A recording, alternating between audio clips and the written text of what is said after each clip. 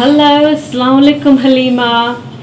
Please tell me more about yourself and your role at the Islamophobia Awareness Month team, and any other information that you feel the audience would like to know about you. Thank you so much.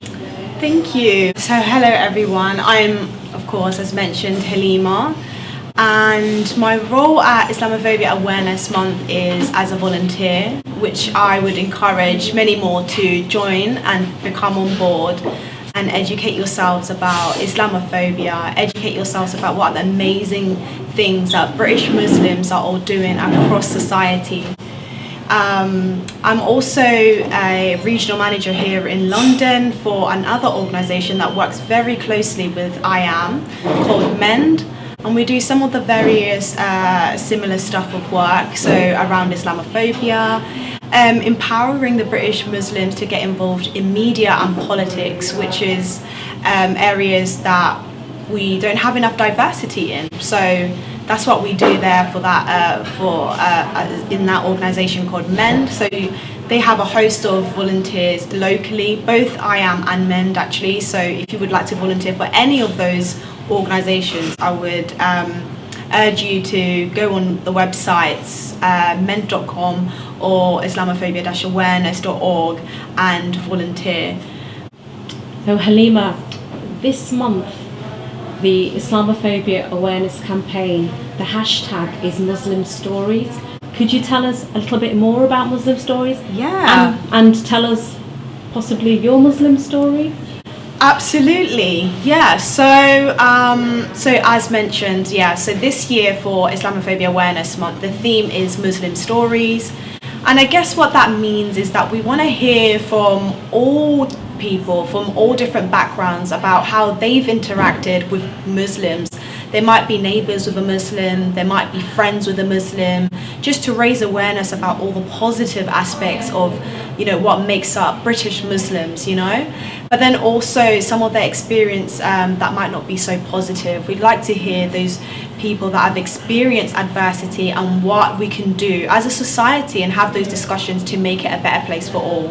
So if you do have a story, I would urge you again to get in touch with Islamophobia Awareness Month campaign to share your story.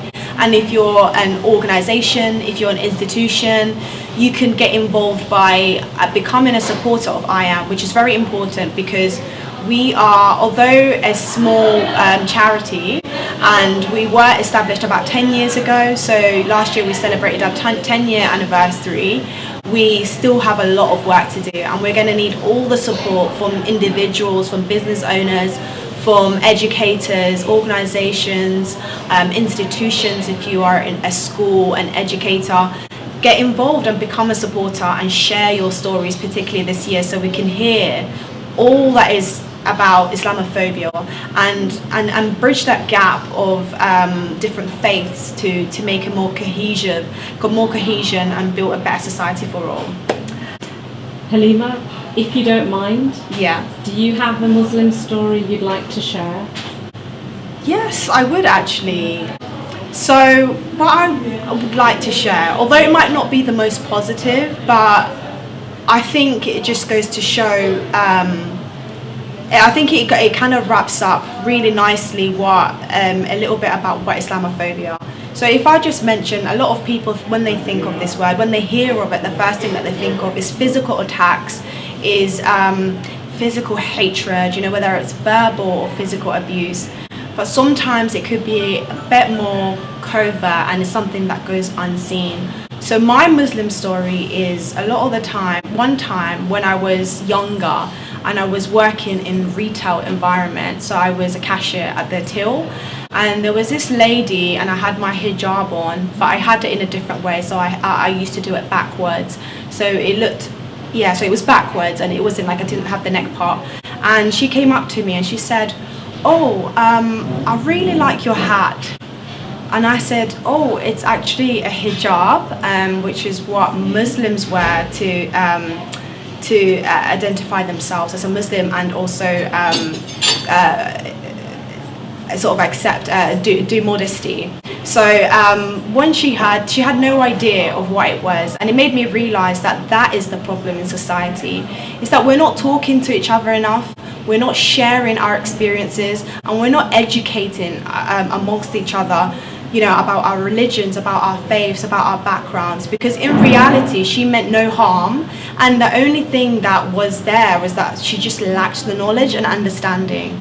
And that's what I would like to leave this interview, is to talk to that neighbor that you've never talked to that might be Muslim, that you don't understand as to why they pray 5 times a day, or why they fast during Ramadan, or what even Ramadan is, why they eat this meat or food that's called halal. What is that? Don't be afraid to ask those questions, and let's encourage more discussions, and let's encourage more communication amongst each other.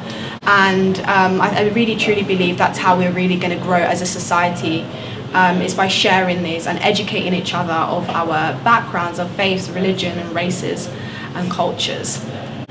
Halima, thank you so much for taking time to conduct this interview with me today. No, thank you. It's a pleasure. Take care. Assalamu alaikum. Wa alaikum salam.